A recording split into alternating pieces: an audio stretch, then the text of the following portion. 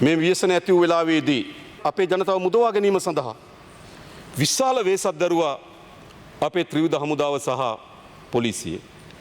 විශාල වේසක්.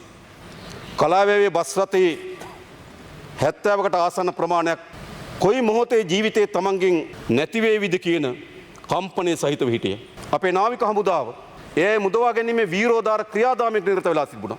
පුත්තලම දිසාවෙන් ඇතුළු වුණා. ඔවුන්ට මහා සැඩපහර පනින්න බැරුව ගියා. නොච්චියාගම දිසාවෙන් ඇතුළු වුණා. ඔවුන්ට සැඩපහර පනින්න බැරුව ගියා.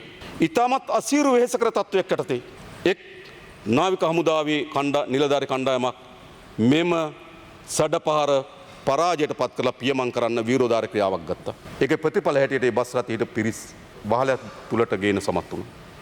වහලට ගෙනලා ඉතා කෙටි වෙලාවකදී බස් එක ගහගෙන ගියා. හැබැයි මොකද සිද්ධ වුණේ? ඒ නාවික හමුදා නිලධාරීන් ගමන් කරපු බෝට්ටුවද ක්‍රියාවිරතභාවයට පත් වුණා. ඒ බෝට්ටුවේ ගිහපු නාවික හමුදා නිලධාරීන්ටත් තමන්ගේ ජීවිතය ආරක්ෂා කර ගැනීම සඳහා එම වහල මත ජීවත් වෙන්න සිද්ධ වුණා. පැය 18කට අධික කාලයක් 70කට ආසන්න පිරිසක් ඇස්බෙස්ටෝස් වහලක් මත මහා සැඩපහරක් තුල ඔවුන්ට ජීවත් වෙන්න ධෛර්යය දුන්නේ එම නාවික හමුදාවේ නිලධාරීන් තුන්දෙනා. ඔවුන් තමයි මේක කරනවා කියන විශ්වාසය හැදුවා. අවසානයේදී ගුවන් හමුදාවෙන් යාන වර්ග දෙකක් ආවා. වහලේ ගාවට කිට්ටු කරන්න බෑ වහලේ ගලවගෙන යනවා. ඊට එක ගුවන් යානයක් ගියා චයිනා බේ වලට විශේෂ පුහුණුවලත් නාවික හමුදාවේ නිලධාරීන් සහ ඊට අවශ්‍ය වෙන බෝට්ටු ගේන්නේ.